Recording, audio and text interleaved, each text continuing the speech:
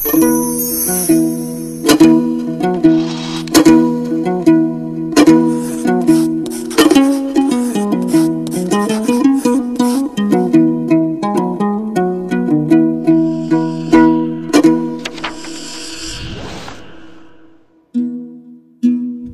болған төрелер қуаңнан шыққан өртпен тең, жетесі жаман бозбала 90-дағы шалмен тең.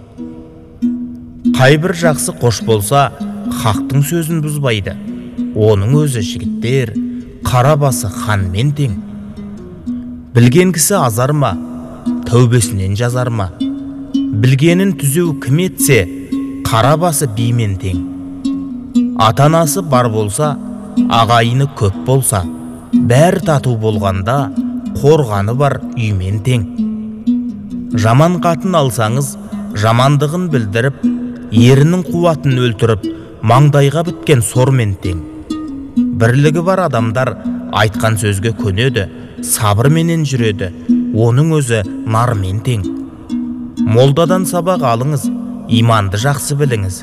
Мен есіттім кітаптан, ғақыл иман нұрмен тең.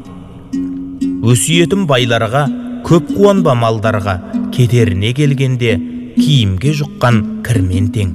Дулат Бабатайұлы.